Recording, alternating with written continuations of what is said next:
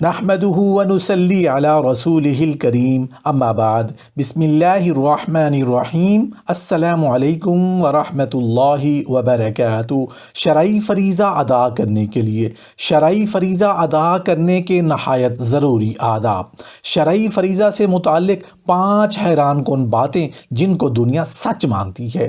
شرعی فریضہ سے متعلق 5 چیزیں جن کا حقیقت سے کوئی تعلق نہیں۔ شرعی فریضہ ادا کرتے ہوئے وہ 5 چیزیں کون کون سی ہیں کہ مکمل تفصیل جاننے کے لیے ویڈیو کو آخر تک ضرور دیکھیے گا۔ مسلم شریف کی روایت میں ہے کہ سوموار اور جمعرات کو جنت کے دروازے کھول دیے جاتے ہیں اور ہر اس شخص کی مغفرت کر دی جاتی ہے جو اللہ کے ساتھ کسی کو شریک نہ ٹھہراتا ہو، سوائے اس آدمی کے جس کے اور دوسرے کے درمیان کوئی عداوت ہو۔ تو کہا جاتا ہے کہ دیکھو اور ان کا انتظار کرو حتیٰ کہ یہ دونوں صلح کر لیں۔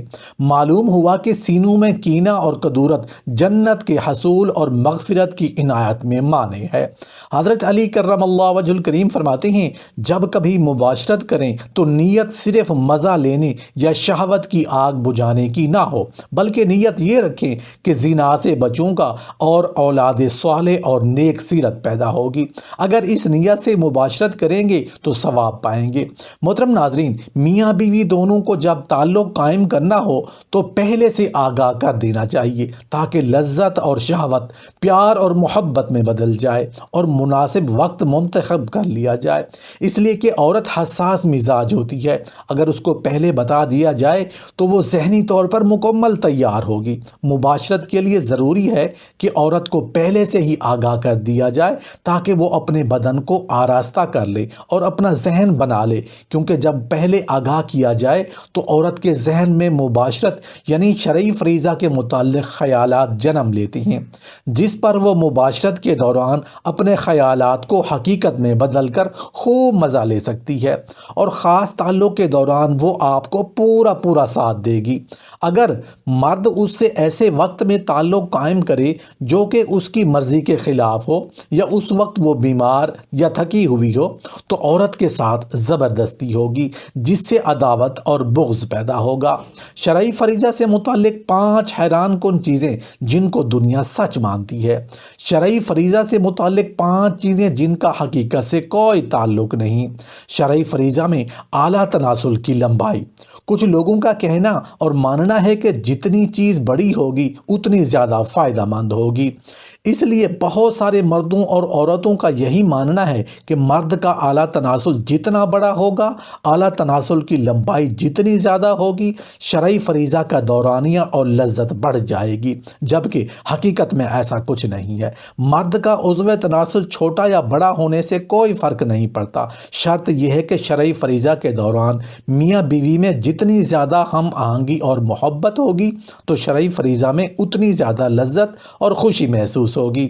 دونوں میاں بیوی کو ایک دوسرے کے بارے میں پتہ ہونا چاہیے کہ اسے کیا کچھ اچھا لگ رہا ہے، کیا اچھا نہیں لگ رہا ہے۔ یہ بات بہت معنی رکھتی ہے۔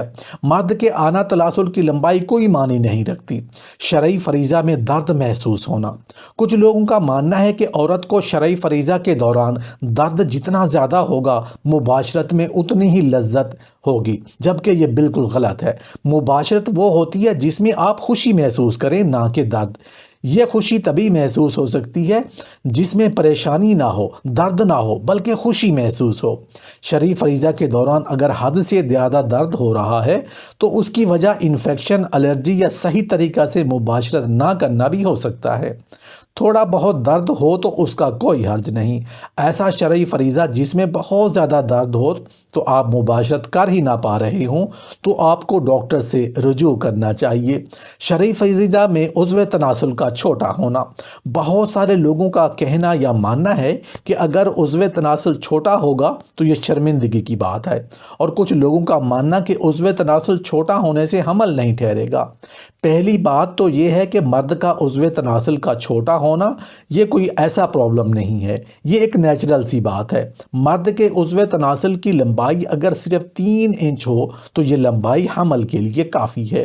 شرعی فریضہ کے دوران اگر آپ کو بہت زیادہ پرابلم ہو رہی ہو کہ مباشرت کے دوران آپ کا عضو تناسل بار بار مڑ رہا جاتا ہے تو اس حوالے سے آپ کو ڈاکٹر سے رجوع کرنا چاہیے۔ شرعی فریضہ کے دوران شوہر کے اوپر بیٹھ کر ہم بستری کرنا، بہت سارے مردوں اور خواتین کا ماننا ہے کہ شوہر کے اوپر بیٹھ کر شرعی فریضہ ادا کرنے سے سارا لطف عورت کو حاصل ہوتا ہے، جبکہ حقیقت سے اس کا کوئی تعلق نہیں۔ عورت اگر شوہر کے اوپر بیٹھ کر مباشرت کرے تو اس کا لطف شوہر کو بھی ہوتا ہے۔ یہ بات بھی سننے کو ملتی ہے کہ شوہر کے اوپر بیٹھ کر شرعی فریضہ ادا کرنے سے حمل نہیں ٹھہرتا، اس بات کا بھی حقیقت سے کوئی تعلق نہیں۔ شوہر کے اوپر بیٹھ کر شرعی فریضہ کرنے سے بھی حمل ہو سکتا ہے، ہاں اتنی بات ضرور ہے کہ شوہر کے اوپر بیٹھ کر شرعی فریضہ کرنے سے حمل کے چانسز کم رہ جاتے ہیں، لیکن حمل ہو تو سکتا ہے۔ شرعی فریضہ میں کنڈوم کا استعمال 2 گنی حفاظت۔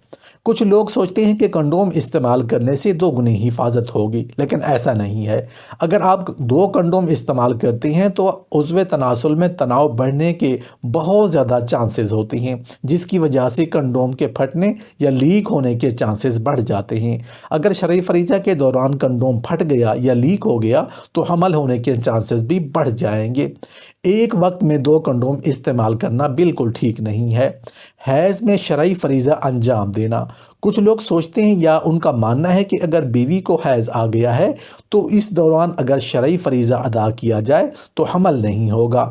پہلی بات تو یہ ہے کہ دین اسلام میں حیض کے دنوں میں شرعی فریضہ ادا کرنا حرام ہے۔ اگر کچھ لوگ اس نیت سے مباشرت کرتے ہیں کہ ماہواری کے دنوں میں مباشرت کرنے سے حمل نہیں ٹھہرے گا تو ان لوگوں کو یہ جاننا بھی ضروری ہے کہ ماہواری یا حیض کے دنوں میں اس حرام اور ناجائز تعلق سے حمل ٹھہر بھی سکتا ہے، اور اس سے پیدا ہونے والی اولاد کیسی ہوگی جو اس ناجائز اور حرام تعلق سے پیدا ہوئی ہوگی۔ اس بارے میں غور کرنے کی ضرورت ہے۔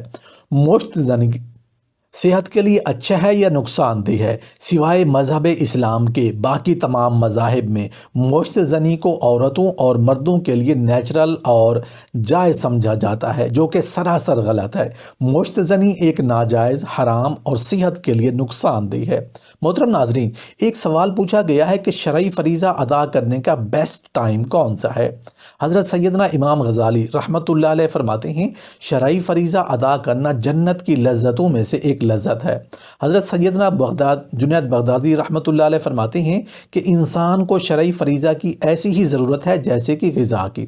شریعت اسلامی میں مباشرت کے لیے کوئی خاص وقت نہیں بتایا گیا ہے۔ شریعت میں علاوہ نماز کے اوقات کے دن رات میں ہر حصہ میں شرعی فریضہ ادا کرنا جائز ہے، لیکن بزرگوں نے کچھ ایسے اوقات بتائے ہیں جن میں شرعی فریضہ ادا کرنا صحت کے لیے فائدہ مند ہے۔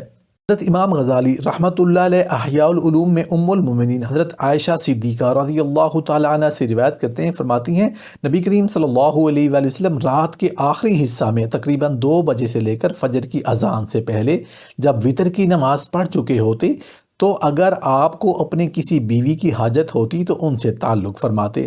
امام غزالی رحمۃ اللہ علیہ فرماتے ہیں رات کے پہلے حصے تقریباً رات 9 بجے سے 12 بجے کے درمیان میں شرعی فریضہ ادا کرنا مکروہ مگر گناہ نہیں، کیونکہ شرعی فریضہ ادا کرنے کے بعد پوری رات ناپاکی کی حالت میں سونا پڑے گا۔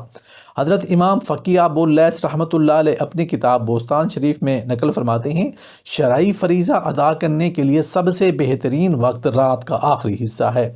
محترم ناظرین، اگر شرعی فریضہ کے وقت پیشاب کا شدید تقاضا نہ ہو تو خواہ مخواہ پیشاب نہ کریں، ورنہ عضو کا انتشار جلد ختم ہو جائے گا۔ شرعی فریضہ ادا کرنے کا فطری طریقہ تو یہی ہے کہ عورت نیچے ہو اور مرد اوپر رہے، چنانچہ سارے حیوانات اسی فطری طریقہ پر عمل کرتے ہیں، اور قرآن پاک میں بھی یہی طریقہ بیان کیا گیا ہے۔ اس کی صورت یہی ہو سکتی ہے کہ عورت چت لیٹے اور مرد کے اوپر لیٹے، تو اس طرح مرد کے جسم سے عورت کا جسم ڈھک جائے گا۔ اسی طریقہ میں زیادہ راحت اور آسانی ہے، عورت کو بھی مشقت نہیں اٹھانا پڑتی، نیز اس تکرار حمل کے لیے بھی یہ طریقہ مفید ہے۔ شیخ الرئیس کے نزدیک جماع کی تمام شکلوں میں بری شکل یہ ہے کہ عورت مرد کے اوپر ہو اور مرد نیچے چت لیٹا ہو، کیونکہ اس صورت میں منی مرد کے عضو میں باقی رہ کر متعفن ہو کر اذیت کا باعث ہوتی ہے۔